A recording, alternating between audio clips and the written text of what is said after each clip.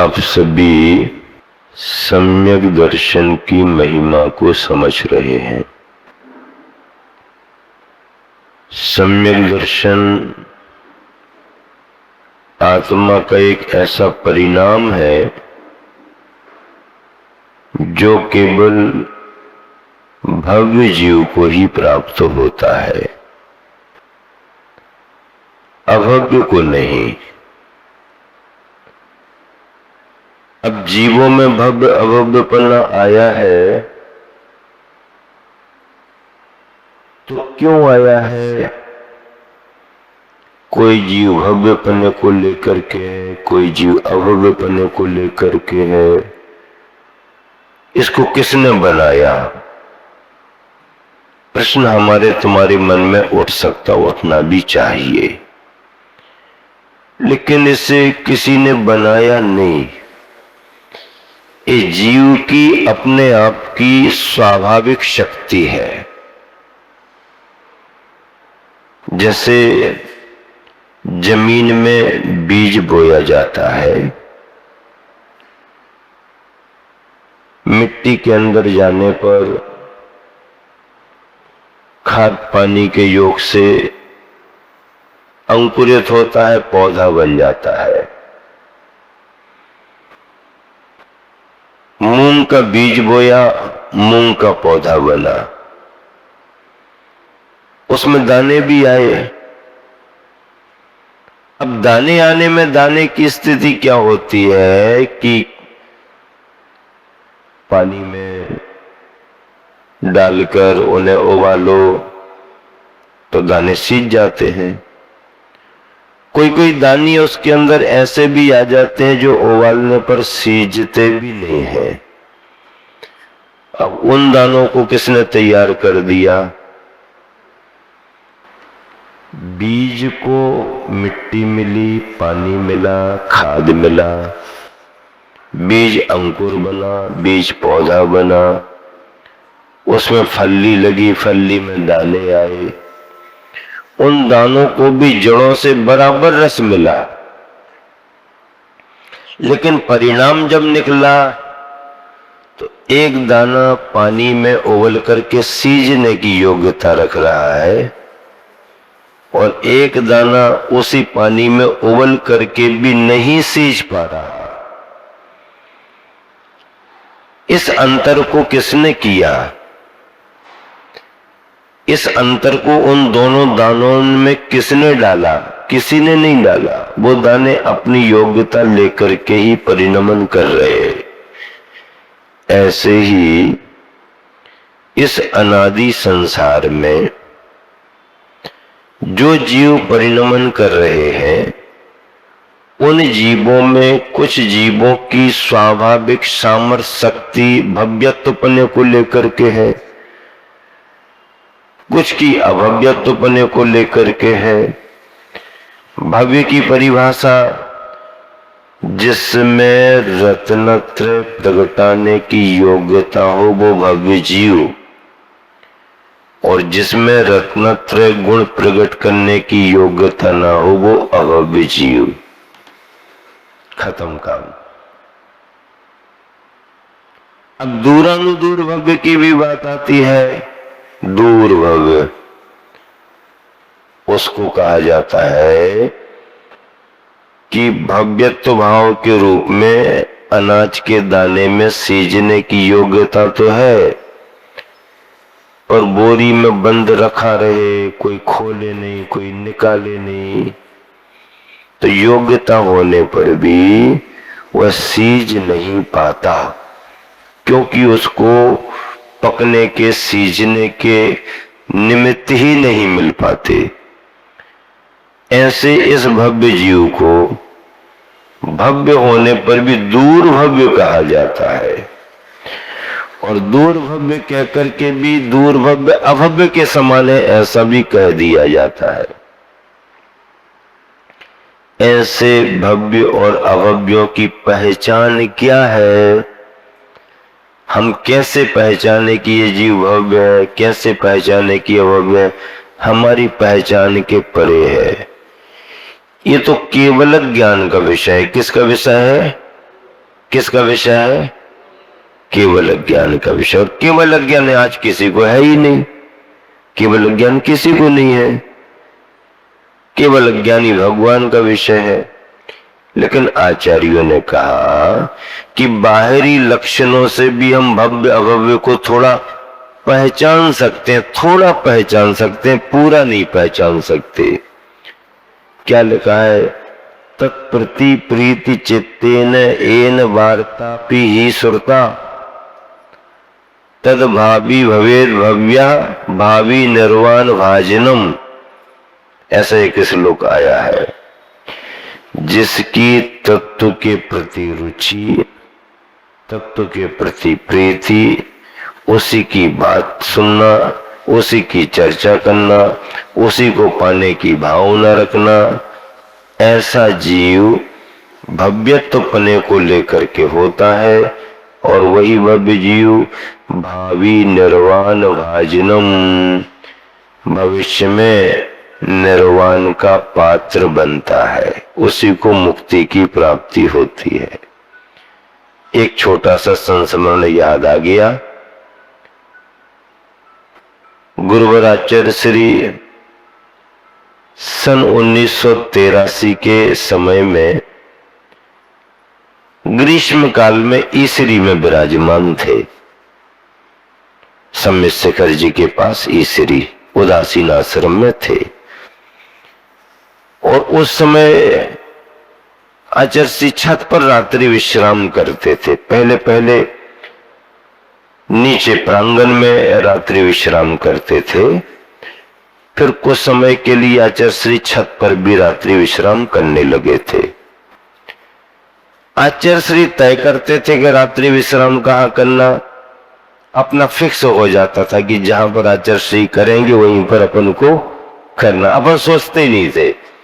आचार्य श्री का पाटा जहां लगा वहीं पर अपना छोटा सा पाटा अथवा फिर चटाई, अपनी चटाई अकेली बिछाते थे तो आचार्य श्री इशारा करते थे, नीचे का फर्श गर्म रहता है, गर्मी में 9, साढ़े 9, 10 बजे उसमें थोड़ी कमी होती है, ठंडक आती है, गर्म रहता है, चटाई गर्म हो जाती। तो आचार्य श्री के पाटे को देख करके फिर छोटा लकड़ी का बिछा लो, आचार्य श्री ध्यान रखते थे। और अपन को तो भैया व्रती करना ही करना गुरु जी की। तो आचार्य श्री का पाटा जहां लगेगा वहां अपना फिक्स है। महाराज जी भी जानते थे ये 2-3 महाराज जी तो वही रहेंगे। हाँ, कोई उसमें कोई फेरबदल होता ही नहीं था। उसके फायदे थे। आचार्य श्री के पास विश्राम करने से सामयिक भी उनके साथ हो जाती, भैया व्रती करने का मौका भी जल्दी मिल जाता। रात्रि में अगर कहीं कोई गर्मी अरमी के प्रभाव से कुछ प्रतिकूलता लगी तो तुरंत अपन उठ के भैया व्रती में सम्मिलित, मतलब ये फायदे थे, अपने लाभ के लिए थे। तो जब आचार्य श्री रात्रि विश्राम छत पर करते थे तो एक दिन सुबह सुबह आचार्य श्री का स्वयंभू हो गया। आचार्य श्री ने आवर्त कर लिया।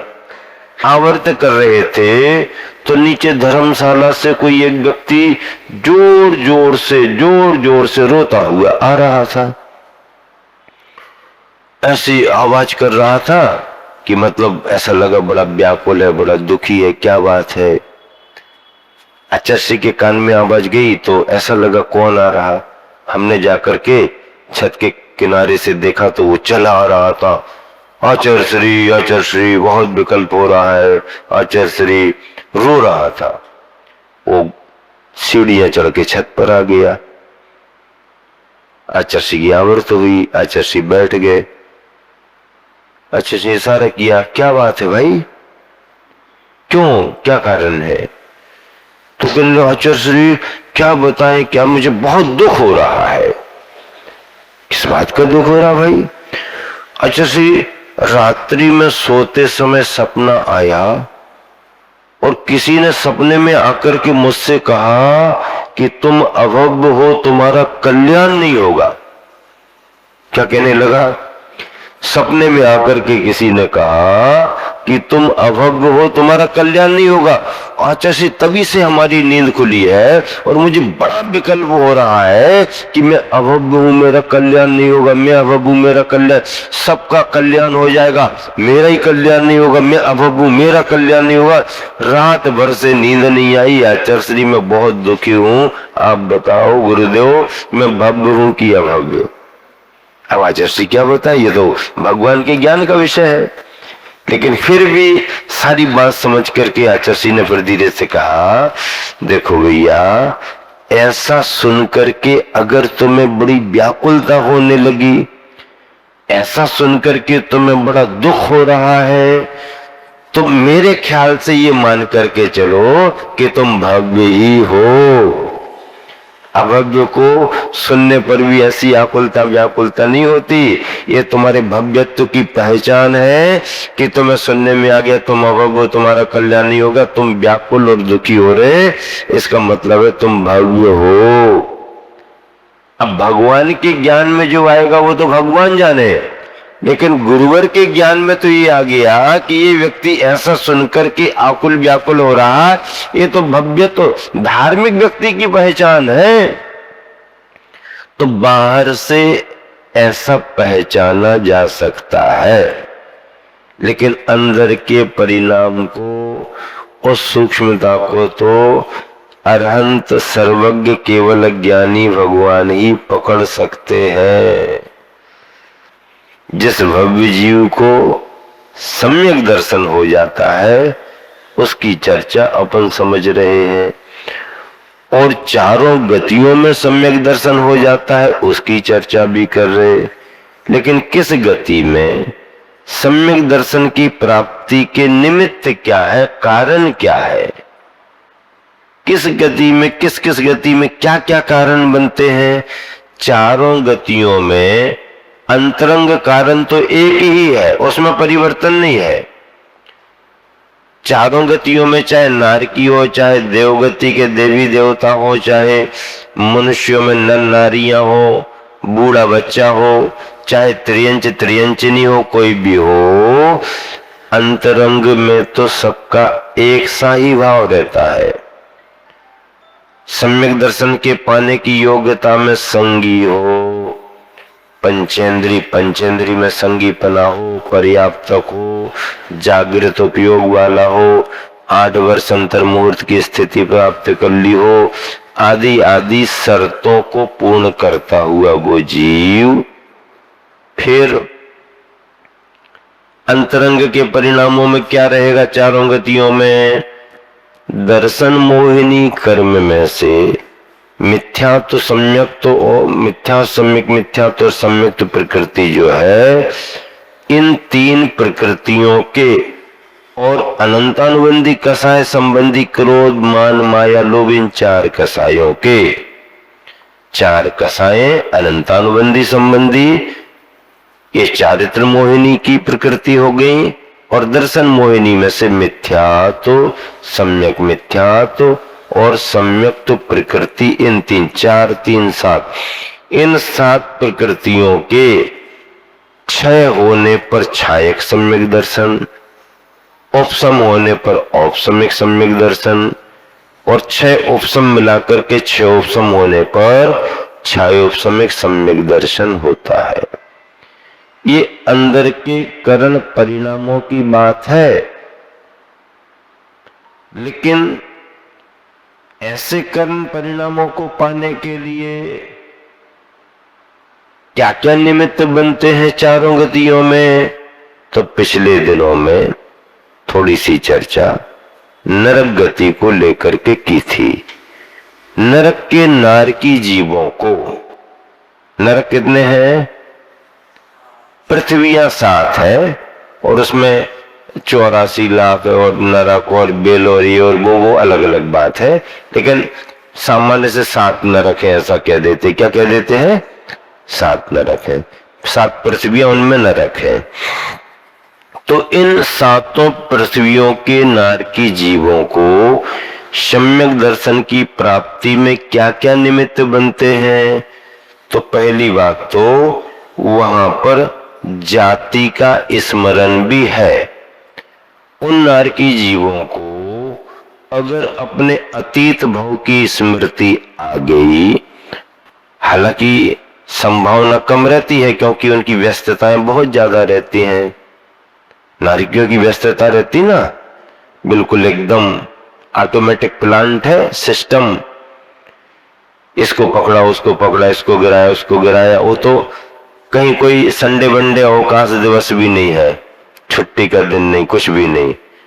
365 दिन चलता रहता है, लड़ाई झगड़ा लड़ाई झगड़ा लड़ाई झगड़ा चलता रहता। तो ऐसे उन नारकियों को सम्यक दर्शन की प्राप्ति में बहिरंग कारण में जाति स्मरण कहा है। अब जाति स्मरण तो कहा, लेकिन उनको अपने अतीत भवों की स्मृति का समय कहां मिल रहा और कब उनका उपयोग एकाग्र हो रहा। लेकिन ये कहा कि किसी समय उसे कोई ऐसा ख्याल आ जाए या किसी के संबोधन में उसके लिए ख्याल आ जाए, तो उसको अपने अतीत भवों की स्मृति आने पर ऐसा भाव जुड़ जाए, और मैं अतीत में ऐसा ऐसा था, सबने कहा था लेकिन मैंने किया नहीं, मैं ऐसा ऐसा करता रहा, उसी के फल से यह आया, ये उसी का फल है जो मुझे भोगना पड़ रहा। ऐसे परिणाम आते आते वो जाति स्मरण ज्ञान उसके सम्यक दर्शन में कारण बन जाता है।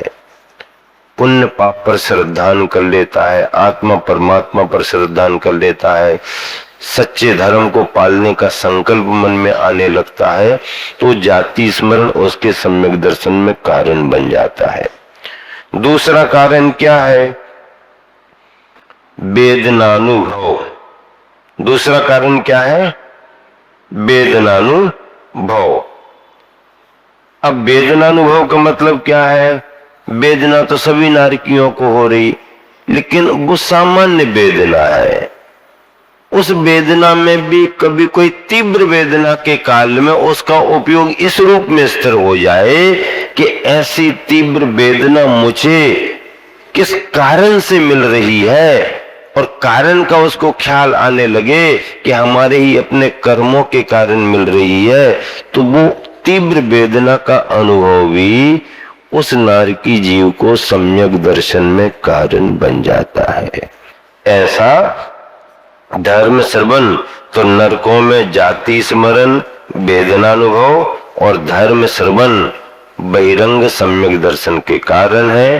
अंतरंग कारण 6 उपसम माना गया है।